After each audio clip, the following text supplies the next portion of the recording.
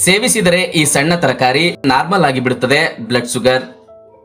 Options: A ಬೆಂಡೆಕಾಯಿ, B ತೊಂಡೆಕಾಯಿ, C ಹಾಗಲಕಾಯಿ, ಡಿ ಮೆಣಸಿನಕಾಯಿ.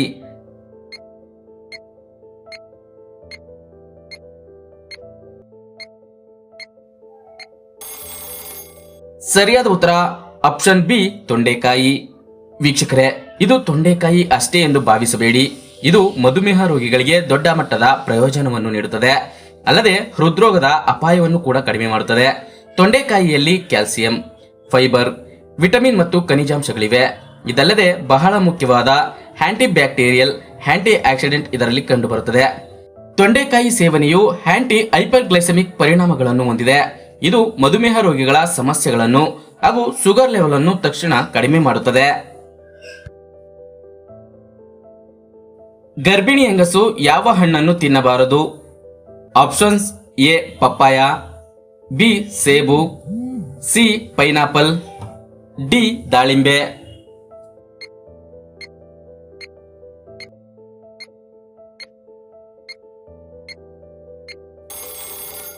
ಸರಿಯಾದ ಉತ್ತರ ಪಪ್ಪಾಯ ಮತ್ತು ಪೈನಾಪಲ್. ವೀಕ್ಷಕರೇ, ಪೈನಾಪಲ್ ನಲ್ಲಿ ಬ್ರೊಮೆಲೈನ್ ಅಂಶ ಹೆಚ್ಚಾಗಿರುವುದರಿಂದ ಗರ್ಭಕಂಠದ ಪದರವನ್ನು ಮೃದುವಾಗಿಸಿ ಗರ್ಭಕೋಶದ ಹಿಗ್ಗುವಿಕೆ ಮತ್ತು ತಗ್ಗುವಿಕೆಯ ಮೇಲೆ ಹೆಚ್ಚು ಸಮಸ್ಯೆಗಳನ್ನು ಉಂಟು ಮಾಡುತ್ತಿದೆ. ಇದರಿಂದ ಅವಧಿಗೆ ಮುಂಚೆ ಹೆರಿಗೆ ಆಗುವ ಸಾಧ್ಯತೆ ದಟ್ಟವಾಗಿರುತ್ತದೆ.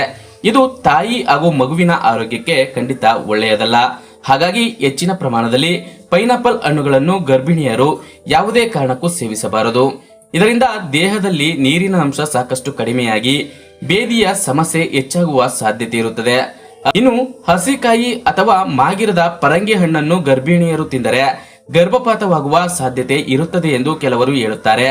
ಏಕೆಂದರೆ ಈ ಹಣ್ಣು ದೇಹದಲ್ಲಿ ಹೆಚ್ಚಿನ ಉಷ್ಣಾಂಶವನ್ನು ಉಂಟು ಮಾಡುವ ಒಂದು ಆಹಾರ ಪದಾರ್ಥ ಎಂದು ಪರಿಗಣಿಸಲಾಗಿದೆ. ಹಾಗಾಗಿ ಗರ್ಭಿಣಿ ಮಹಿಳೆಯರು ಈ ಹಣ್ಣುಗಳನ್ನು ಸೇವಿಸಿದ್ದೇ ಆದರೆ ಆಂತರಿಕವಾಗಿ ರಕ್ತಸ್ರಾವವಾಗಿ ಗರ್ಭಪಾತವಾಗುವ ಸಾಧ್ಯತೆ ಇರುತ್ತದೆ. ವೀಕ್ಷಕರೇ, ಗರ್ಭಿಣಿಯರು ಇನ್ನಿತರ ಹಣ್ಣುಗಳನ್ನು ಅಥವಾ ತರಕಾರಿಗಳನ್ನು ತಿನ್ನುವಾಗ ಚೆನ್ನಾಗಿ ಉಪ್ಪಿನ ನೀರಿನಲ್ಲಿ ಸ್ವಲ್ಪ ಹೊತ್ತು ನೆನೆ ಹಾಕಿ ನಂತರ ಶುಚಿಯಾಗಿ ತೊಳೆದು ಸೇವಿಸುವುದರಿಂದ ಆರೋಗ್ಯದ ಲಾಭಗಳು ಸಾಕಷ್ಟು ಸಿಗುತ್ತವೆ. ಹಿಂದೂ ಧರ್ಮದ ಪವಿತ್ರ ಗ್ರಂಥ ಯಾವುದು? Options: A Ramayana, B Mahabharata, C Quran, D Bhagavad Gita.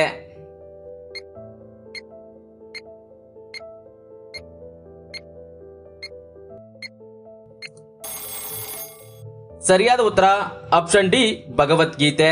ವೀಕ್ಷಕರೇ, ಭಗವದ್ಗೀತೆ ಯಾಕೆ ಅಷ್ಟೊಂದು ಪವಿತ್ರ ಗ್ರಂಥ ಎಂದು ಪರಿಗಣಿಸಲಾಗುತ್ತದೆ ಗೊತ್ತಾ? ಇದನ್ನು ಪ್ರತಿಯೊಬ್ಬರೂ ಓದಲೇಬೇಕಾಗಿದೆ. ಏಕೆಂದ್ರೆ ಒಂದು ಉದಾಹರಣೆ ಕೊಟ್ಟು ಹೇಳ್ತೇನೆ ನೋಡಿ.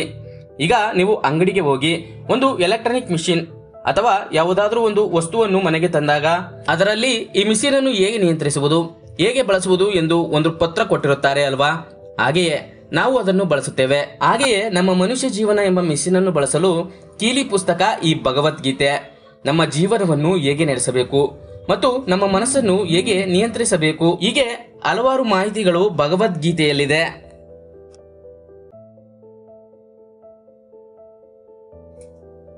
ಯಾರನ್ನು ಸಂಪತ್ತಿನ ಅಧಿದೇವತೆ ಎಂದು ಕರೆಯಲಾಗಿದೆ? Options: A Lakshmi, B Kubera, C Venkatesha, D Parvati.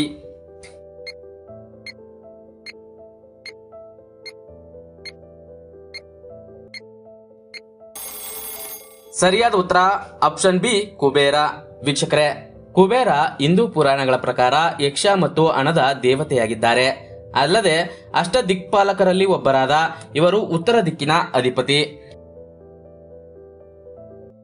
Wine ತಯಾರಿಸಲು ಯಾವ ಹಣ್ಣನ್ನು ಬಳಸುತ್ತಾರೆ? ಆಪ್ಷನ್ಸ್: ಎ ದ್ರಾಕ್ಷಿ, ಬಿ ಕಲ್ಲಂಗಡಿ, ಸಿ ದಾಳಿಂಬೆ, ಡಿ ಸಪೋಟ.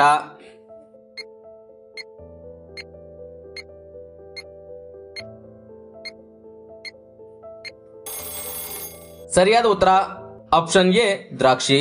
ವೀಕ್ಷಕರೇ, ಮದ್ಯ ತಯಾರಿಸಲು ಹೆಚ್ಚಾಗಿ ದ್ರಾಕ್ಷಿಯನ್ನೇ ಬಳಸುತ್ತಾರೆ. ದ್ರಾಕ್ಷಿಯನ್ನು ಹೊರತುಪಡಿಸಿ ಇನ್ನಿತರ ಹಣ್ಣುಗಳಿಂದಾನು ವೈನ್ಗಳನ್ನು ತಯಾರಿಸಬಹುದು. ಗುರುಗ್ರಹವು ಎಷ್ಟು ಚಂದ್ರನನ್ನು ಹೊಂದಿದೆ? Options: A 500, B 260, C 300, D 95.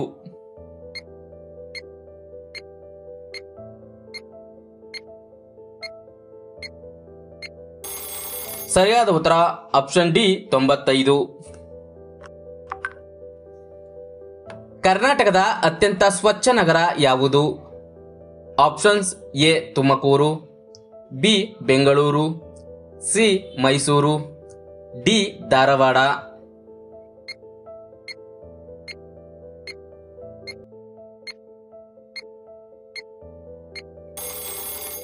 ಸರಿಯಾದ ಉತ್ತರ option C Mysuru.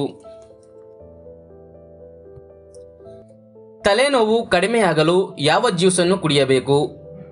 Options A ಬಾಳೆಹಣ್ಣಿನ ಜ್ಯೂಸ್, ಬಿ ಪೇರಳೆ ಹಣ್ಣಿನ ಜ್ಯೂಸ್, ಸಿ ಕಿತ್ತಾಳೆ ಹಣ್ಣಿನ ಜ್ಯೂಸ್, ಡಿ ಕಲ್ಲಂಗಡಿ ಹಣ್ಣಿನ ಜ್ಯೂಸ್.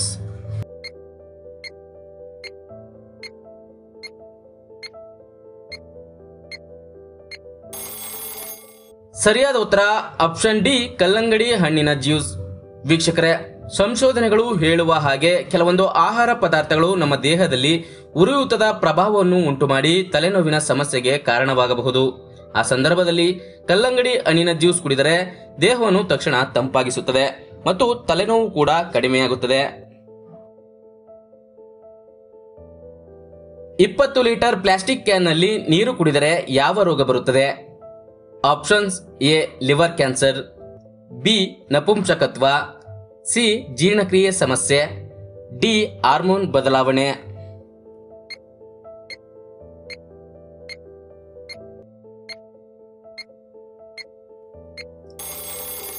ಸರಿಯಾದ ಉತ್ತರ ಮೇಲಿನ ಎಲ್ಲವೂ. ವೀಕ್ಷಕರೇ, ನೀರು ಬಳಸುವ ವಿಧಾನ ಬದಲಾಗುತ್ತಿದೆ. ಹಿಂದೆ ಮಣ್ಣಿನ ಮಡಿಕೆಗಳನ್ನು ಬಳಸುತ್ತಿದ್ರು, ಆದ್ರೆ ಈಗ ಆ ಕಾಲ ಬದಲಾಗಿದೆ. ಈ ತಂತ್ರಜ್ಞಾನದ ಯುಗದಲ್ಲಿ ನಗರ ಪ್ರದೇಶದಲ್ಲಿ ಮಾತ್ರವಲ್ಲದೆ ಗ್ರಾಮಗಳಲ್ಲೂ ಜನರು ಕುಡಿಯುವ ನೀರಿಗಾಗಿ ಈ 20 ಲೀಟರ್ ನೀರಿನ ಪ್ಲಾಸ್ಟಿಕ್ ಕ್ಯಾನ್ಗಳನ್ನು ಬಳಸುತ್ತಿದ್ದಾರೆ. ಅಲ್ಲದೆ ನೈಸರ್ಗಿಕ ಸಮತೋಲನಕ್ಕೆ ಧಕ್ಕೆಯಾಗುವ ಮೂಲಕ ವನ್ಯಜೀವಿಗಳಿಗೆ ಅಪಾಯಕಾರಿಯಾಗಿದೆ. ಪ್ಲಾಸ್ಟಿಕ್ ವಾಟರ್ ಕ್ಯಾನ್ಗಳಲ್ಲಿ ದೀರ್ಘಕಾಲ ಸಂಗ್ರಹಿಸಿಟ್ಟ ನೀರನ್ನು ಬಳಸುವುದರಿಂದ ಪ್ಲಾಸ್ಟಿಕ್ನಿಂದ ಬಿಡುಗಡೆಯಾಗುವ ಕೆಮಿಕಲ್ಸ್ ಮಾನವನ ಆರೋಗ್ಯಕ್ಕೆ ತೊಂದರೆ ಉಂಟು ಮಾಡುತ್ತದೆ. ಈ ರಾಸಾಯನಿಕ ಅಂಶಗಳು ರಕ್ತವನ್ನು ಪ್ರವೇಶಿಸಿದ್ರೆ ಆರೋಗ್ಯದ ಮೇಲೆ ಪರಿಣಾಮ ಬೀರುತ್ತದೆ. ಪ್ಲಾಸ್ಟಿಕ್ ನೀರಿನ ಕ್ಯಾನ್ಗಳನ್ನು ಬಳಸುವುದರಿಂದ ಗಂಭೀರ ಆರೋಗ್ಯ ಸಮಸ್ಯೆಗಳು ಉಂಟಾಗುತ್ತವೆ. ಮುಖ್ಯವಾಗಿ ಜೀರ್ಣಕಾರಿ ಸಮಸ್ಯೆಗಳು, ಹಾರ್ಮೋನ್ಗಳ ಅಸಮತೋಲನ, ಕ್ಯಾನ್ಸರ್ ಮತ್ತು PCOS ನಂತಹ ಅಪಾಯವನ್ನು ಹೆಚ್ಚಿಸುತ್ತದೆ. ಲಿವರ್ ಕ್ಯಾನ್ಸರ್, ವೀರ್ಯಾಣುಗಳ ಸಂಖ್ಯೆಯಲ್ಲಿ ಇಳಿಕೆಯಾಗುತ್ತದೆ ಮತ್ತು ಪ್ಲಾಸ್ಟಿಕ್ನಿಂದ ಬಿಡುಗಡೆಯಾಗುವ ರಾಸಾಯನಿಕಗಳು ದೇಹದ ಪ್ರತಿರಕ್ಷಣಾ ವ್ಯವಸ್ಥೆಯನ್ನೇ ಅಡ್ಡಿಪಡಿಸುತ್ತವೆ. ಮಧುಮೇಹ, ಸ್ಥೂಲಕಾಯತೆ, ಫಲವತ್ತತೆ ಸಮಸ್ಯೆಗಳು, ಹುಡುಗಿಯರಲ್ಲಿ ಪ್ರೌಢಾವಸ್ಥೆಯಲ್ಲಿ ಅನೇಕ ಆರೋಗ್ಯ ಸಮಸ್ಯೆಗಳನ್ನು ಉಂಟು ಮಾಡುತ್ತದೆ. ಅದಕ್ಕಾಗಿಯೇ ಪ್ಲಾಸ್ಟಿಕ್ ಕ್ಯಾನ್ಗಳನ್ನು ಬಳಸುವುದನ್ನು ಈ ಕೂಡಲೇ ನಿಲ್ಲಿಸಿ. ಈ ವಿಡಿಯೋ ನಿಮಗೆ ಇಷ್ಟವಾಗಿದ್ರೆ ಒಂದು ಲೈಕ್ ಮಾಡಿ ಹಾಗೂ ನಿಮ್ಮ ಅನಿಸಿಕೆಯನ್ನು ಕಮೆಂಟ್ ಬಾಕ್ಸ್ ನಲ್ಲಿ ತಿಳಿಸಿ ಹಾಗೂ ನಮ್ಮ ಚಾನೆಲ್ಗೆ ಸಬ್ಸ್ಕ್ರೈಬ್ ಆಗಿ.